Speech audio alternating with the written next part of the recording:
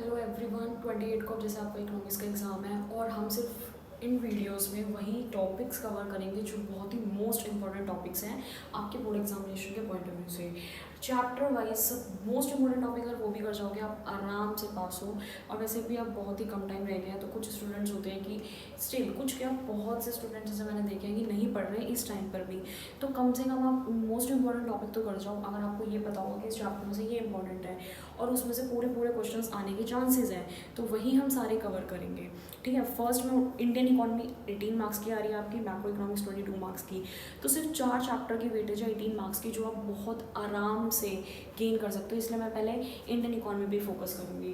पहला चैप्टर है इसमें, दैट इज़ एम्प्लॉयमेंट। इसमें कुछ डेफिनेशंस हैं जो आपकी इंपॉर्टेंट है और इसमें से चांसेस मेरे को लग रहे हैं कि या तो डेफिनेशन में से कोई क्वेश्चन आएगा थ्योरी बेस्ड, या फिर इसमें से कोई टेबल की फॉर्म में क्वेश्चन आएगा।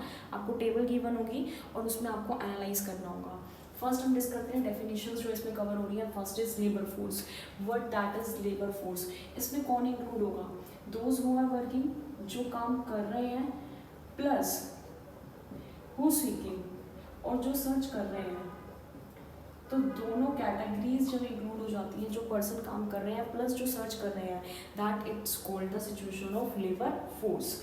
ये क्लियर हुआ। The next term is same as work force. अब यहाँ पे वर्क क्लियर हो रहा है, so it include those only who are working. सिर्फ कौन से पीपल्स आएंगे? जो काम कर रहे हैं। ये बहुत सी बेसिक सी डिफरेंस है इन दोनों के बीच में। इसी में कई बार क्वेश्चन आ जाता है, लेबर फोर्स है वो पूछ लेता है labour force participation rate. Labour force participation rate कैसे निकलेगा?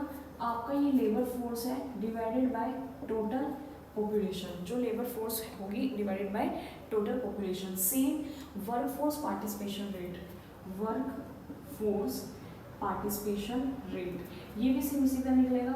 वर्क फोर्स अपॉन में टोटल पॉपुलेशन इनटू 100। तो अगर लेबर फोर्स पार्टिसिपेशन रेट पूछता है तो लेबर फोर्स ऊपर हो जाएगी, अपॉन में टोटल पॉपुलेशन रहेगा। अगर वर्क फोर्स पार्टिसिपेशन रेट पूछता है तो ऊपर वर्क फोर्स हो जाएगा और नीचे as it is same, that is total population. Now move on next, employment. Types of employment क्या है? टाइप्स ऑफ एम्प्लॉयमेंट से पहले एम्प्लॉयमेंट क्या है? एक activity through which a person earn their living. Employment are classified into two categories. The first is self employment and the second is wages employment। क्योंकि कुछ जो अपना खुद का काम कर रहे हैं वो आते हैं सेल्फ एम्प्लॉयमेंट, जो वेजेस जिनको सैलरीज वगैरह मिल रही हैं वो होते हैं वेज एम्प्लॉयमेंट के अंदर। तो इसमें टू कैटेगरीज के वर्कर्स होते हैं, एक रेगुलर वर्कर्स जिनको रेगुलर सैलरी मिल रही है, ठीक है, और दूसरा आता है हमारे इसमें कैजुअल वर्कर्स जिनको सिर्फ पैसा मिल रहा है, उन्होंने काम किया उस दिन का उसे पैसा मिल जाएगा, अदरवाइज इसमें कोई उन्हें अदर बेनिफिट्स नहीं मिल रहे, कैजुअली काम कर रहे हैं। अब यहीं से ये एम्प्लॉयमेंट है, यहीं से कर लो the types of unemployment. Unemployment होती है 3 types. The first is disguised, जहाँ पर जरूरत है 2 पीपल की लेकिन हायर कर रखे हैं 10 पीपल। दूसरी आती है सीजनल, जिसमें आप काम कर रहे हो अकॉर्डिंग टू सीजन। सीजन आया मैंगो का तो काम मिल जाएगा, सीजन गया तो आपको निकाल देंगे। The third is open employment. Open unemployment क्या होती है? जिसमें वो एबल भी है, विलिंग भी है, बट नॉट गेट वर्क, लेकिन उसे काम नहीं मिल रहा। वो चाहता भी है काम करना, एबल भी है, लेकिन उसे काम नहीं मिल रहा। That is a type of unemployment, disguise, seasonal and open. The next important that is jobless growth. Jobless growth में कुछ आपका इस टाइप से ग्राफ गिवन है, दैट इज जीडीपी, और यहाँ से आपकी एम्प्लॉयमेंट गिवन है, दैट इज एम्प्लॉयमेंट। तो इससे क्या पता चल रहा है कि जीडीपी तो बढ़ गई, जीडीपी तो यहाँ इतना ऊपर पहुँच चुकी है, बढ़ गई, लेकिन एम्प्लॉयमेंट वहीं की वहीं रहेगी इतना नीचे। क्यों? क्योंकि काम किसके थ्रू है? कैपिटल इंटेंसिव टेक्निक की वजह से। तो ये जो इतना हमारा गैप है, this is the gap of jobless growth, कि जीडीपी तो बढ़ गई लेकिन एम्प्लॉयमेंट वहीं की वहीं रह गई। क्योंकि काम किसने करा है? फिर जब लोगों को काम ही नहीं मिला तो ये प्रोडक्शन किसने करी है? ये मशीन्स ने प्रोडक्शन करी है, that is a capital intensive technique. तो ये हमने थ्योरी पार्ट में बात करी, जो मोस्ट इंपॉर्टेंट क्वेश्चन है। और इसमें से आप कॉपी कर सकते हो the causes of causes of unemployment, causes पढ़ लोगे सेम उसी का अपोजिट हो जाएंगे रेमेडीज कि उनको कैसे ठीक करें। तो मेनली अगर ये क्वेश्चन हमारा 3 मार्क्स में आता है, मैक्सिमम 3 का लेके चल रहे हैं, तो इसमें से आपके 3 पॉइंट्स आपको मेंशन करने हैं। क्या क्या मेंशन कर सकते हो? पॉपुलेशन, क्योंकि भाई पॉपुलेशन इतनी ज़्यादा है, कहाँ तक इतनी अपॉर्चुनिटीज क्रिएट करें, तो पॉसिबल नहीं है कि सारे लोगों को हम एम्प्लॉयमेंट प्रोवाइड कर सकें। नेक्स्ट, जितना भी एक्चुअल ग्रोथ होती है,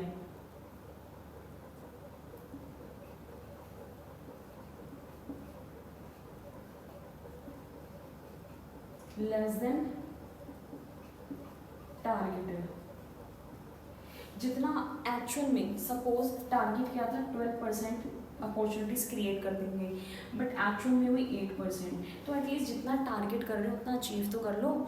आप एक्सेस तो प्रोवाइड नहीं कर पा रहे, लेकिन जितना टारगेट कर रहे हो उतना अचीव कर लो। And the last is defective education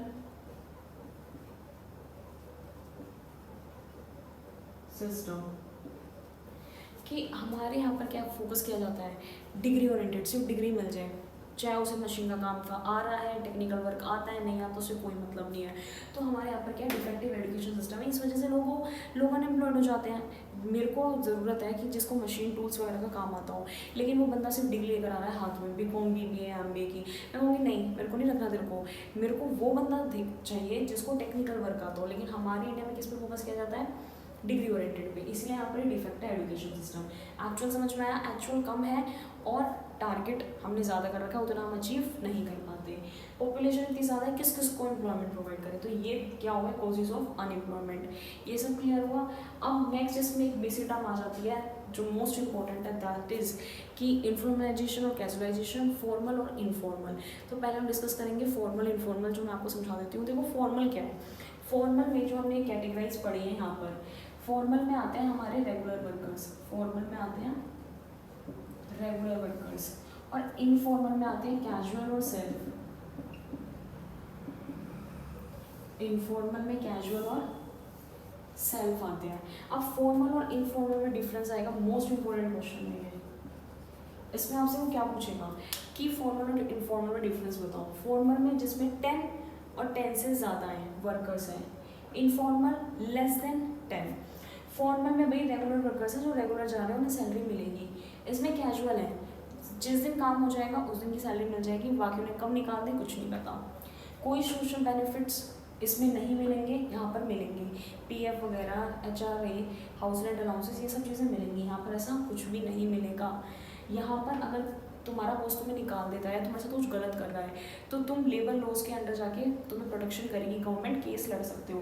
लेकिन यहाँ पे ऐसी कोई फैसिलिटी प्रोवाइड नहीं की जाएगी। तो कंक्लूजन देखने को क्या मिला कि फॉर्मल सेक्टर सबसे अच्छा है, क्योंकि यहाँ पर बहुत सारे सोशल बेनिफिट्स मिलते हैं, यहाँ पर सैलरी रेगुलर मिलती है और प्रोटेक्शन मिलती है गवर्नमेंट से। लेकिन यहाँ पर ऐसी कोई फैसिलिटीज़ नहीं मिलती। लेकिन स्टिल बहुत से सैम्पल पेपर्स में क्वेश्चन गिवन है कि फिर भी हमारा India mainly workers are found in informal sector, about 90 to 94 something that is depend on informal। फिर भी लोग informal में काम कर रहे हैं, लेकिन हमें किस सेक्टर को बढ़ाना चाहिए? फॉर्मल सेक्टर को, क्योंकि रीजंस हमें पता चल गए, इसमें सोशल बेनिफिट्स भी हैं, गवर्नमेंट से प्रोटेक्शन भी है और इसमें रेगुलर इनकम भी मिल रही है, तो जॉब सिक्योरिटी भी है। ये हमारे लिए सबसे बेस्ट है। क्लियर हुआ? अब एक टॉप टेबल फॉर्म क्वेश्चन आपको मैं बता देती हूँ जो आपके लिए गिवन होगी। जैसे सपोज यहाँ को आपको गिवन है रूरल एरिया और यहाँ आपको गिवन है अर्बन एरिया, यहाँ पे आपको गिवन है मैन और यहाँ गिवन है आपको वुमेन। ठीक है, अब मैन आपको गिवन है यहाँ पर 54.3 और यहाँ पे गिवन है 54.6। मैं अज्यूम कर रही हूँ, इसके नियर अराउंड आपको फिगर मेंशन है कि बुक में। वुमेन इसमें काम कर रही है दैट इज़ 24.8 और इसमें काम कर रही है 14.4। तो अब हमें देखने को मिल रहा है कि मैन रूरल एरियाज़ में और अर्बन एरियाज़ में इक्वली है, क्योंकि मैन क्या है, are the main source of family, तो वो तो भाई कमाने जाएगा ही जाएगा। लेकिन वुमेन रूरल एरियाज़ में, गाँवों में वुमेन ज़्यादा दिख रही है जो काम करती हैं। क्यों? क्योंकि उनकी इकोनॉमिक कंडीशन ख़राब होती है, भाई वो घर नहीं बैठ सकती, उन्हें तो बाहर जॉब करने के लिए जाना ही जाना है और वहाँ पर लिमिटेड ऑप्शंस होते हैं एम्प्लॉयमेंट के, तो वो काम करने के लिए रेडी रहती हैं। लेकिन अर्बन में देखो कि वुमेन्स बहुत कम काम कर रही हैं रूरल के अकॉर्डिंग, क्योंकि अर्बन में एडुकेटेड है और वो जब तक सर्च करती रहती है, जब तक they looking for the appropriate job according to their qualification skills. बेटा वो जब तक ढूंढती रहेंगी, सर्च करती रहेंगी, जब तक उन्हें अपनी क्वालिफिकेशन के अकॉर्डिंग जॉब नहीं मिल जाती। इसीलिए यहाँ पर ये रेशो कम है और रूरल एरियाज़ में ज़्यादा है। क्लियर हो गया।